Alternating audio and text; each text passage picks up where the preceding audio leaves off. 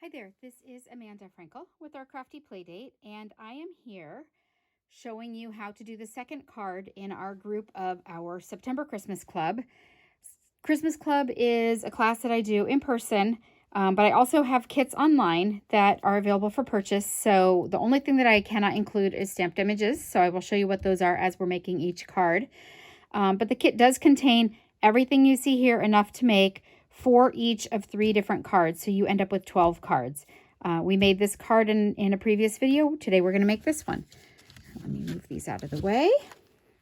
Okay, so today we are making this card, and this is a fun card with lots of little coolio features here. So I want to show you how to do some of these things in the easy way to do some of these things. Okay, so we are going to start with an evening evergreen base.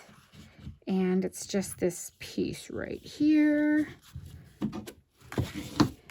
Okay, and then it has a white panel on it. And I can go ahead and glue this white panel too. So the panel is just 1/4 inch smaller than the base. So it is going to be 4 inches by 5 1/4. And we're just going to glue that on.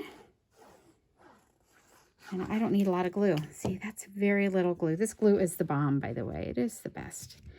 Okay. So there is that. The next thing that we're going to do is we have a couple layers here, and I want to show you the paper and stuff that we're using. So this is out of the small holiday catalog. The catalog looks like this on the cover, and this is the paper actually that we're using here. It's just a different pattern of it. So we are using the dies here, and we are using the Have a Holly Jolly Christmas, and actually we're using the die that highlights it right here. So this is the bundle with the season's greetings and stuff. This is Christmas to Remember stamp set, and here. And then the Christmas pine cone dies are the bundle that go with this pine cone set. But it's kind of a confusing thing because it really has a lot that goes with it. It's part of this suite, the Painted Christmas. And this is the paper that we're using. We're using the Painted Christmas 12 by 12 paper. We're using this pattern in this particular card, but actually, if you order the kit, you'll get 2 of these and 2 of these here, just so that you have a different little sampling for your Christmas cards.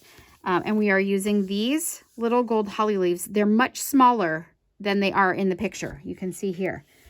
Okay, so don't be confused and think that they're ginormous. They're not ginormous, I promise. So this is the other paper that we're using. So it's very cute. You're going to love it. Okay, so it is a Painted Christmas bundle, and I'm using the die from here and the stamp set from here. So if you get the suite, you get everything here. So 2 bundles and the paper and the ribbon. It's a different ribbon, but you could use this ribbon for sure, and the gold little leaves. But anyway, that's what I'm using. I'm also using another punch from the annual catalog. Let's see. Our annual catalog looks like this on the cover, and I am using this punch here, this Label Me Lovely. Don't ever feel trapped to using, oh, I can only use these dies together for these labels because that's what came with it. No, mix and match. That's what makes everything have more texture and more personality. All right, so we are going to layer these 2 pieces up, and then we're going to wrap that ribbon. So let's get started. So here are the 2 papers you would get in your kit. This is the paper that's on here now, like that. And then this is the other paper that we could use because it matches both of our papers, and it is, isn't that cute too? So cute. Okay, so anyway, we're using this paper today just so you can see 2 different cards with it. This piece here is 3 by 4, which is a brilliant size to use in card making because you're using it from a 12 by 12 piece of paper, so it cuts out an even number, no waste at all. This here is 3 1/4 by 4 1/4, which 8 1/2 long, right? Our paper is normally 8 1/2 by 11. So cutting this out, you don't end up with a ton of waste, just a little bit at the top, and it's not really waste because who wouldn't use that? It's red paper, for goodness sakes. Okay, so we can go ahead and put this on here. And I'm going to attach that. And it is going to go side to side, but centered top to bottom. Does that make sense? It's going to touch side to side and then just be centered top to bottom. So its only frame is on the top and bottom. This paper does not have to be upright like this because it's not a flower. It's a pine bow. So it really could be like a branch. It could be up and down. It doesn't matter. But for us, we're going sideways. And now I need some of this luscious red ribbon. This red ribbon is in the mini catalog that I showed you. It is a sheer, what do they call it here? Sheer ribbon. It's a sheer organza ribbon with a thicker, like satiny ribbon on the edge. And we are just going to tie a quick bow. Ooh, that's too big. This is my bow maker that my friend's husband makes for me, and I actually have some available. If you are interested, my email address will be in the description below, and you just email me with the subject line as bow maker, and then I'll know that's what you're interested in. I can tell you how much it would be to ship to you.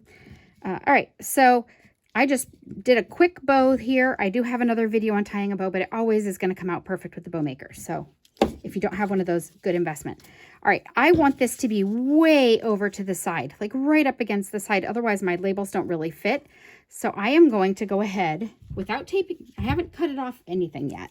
As you can see, I'm going to go ahead and use a little tape, put it on the back there, pull my ribbon tight, wrap it around, and now I know exactly where I need to cut it. And there's no waste of ribbon. I'm not cutting tails off, and there's no waste at all. So definitely leave your ribbon on your spool until you have to cut it off, until you've measured everything. Okay, so that's ready to go, and it's wrapped, so I can glue that on there. You just want to be careful of the order. It's like order of operations in math, right? You need to make sure you're doing it in the right order. If you glued these on and layered them up and then wanted to put your ribbon on, you wouldn't be able to tuck it under there, and it just leaves a little bit of a frayed edge. It's doable. It's just a little more challenging, and you just have to be a little more precise when you cut it. So I don't want to have to be precise, so I'm going to go with this. Okay. This is my Label Me Lovely punched out real red piece of cardstock, and I know that that's going to layer in here too. So I'm going to put a little glue on it, and then it's got flat edges this way. So I'm just going to slide it in here. And the reason that I'm doing it this way and I didn't glue it down first is if I put that ribbon bow too far over, then I have time now to kind of center this here. Does that make sense? Okay. I know it does because you guys get me. All right. So we are rocking now. We need to stamp this. So we are going to stamp the Have a Holly Jolly Christmas with the, walked away with it, with the Evening Evergreen. Yeah. All right. Holly Jolly Christmas with the Evening Evergreen ink. This is one of the in colors that I adore. I think it's from actually it might be going away. So if it is going away, I will cry a lot. This is Have a Holly Jolly Christmas stamp. I'm just going to kind of center it in there as best I can with my eyeballs. 1, 2, 3, lift. That's good enough. You'll know that I'm not using a, actually it's good that it's over a little bit because we need to put the holly leaves on there. I did not use the pad, the mat in between, because this one has some sponge, so it already has the give.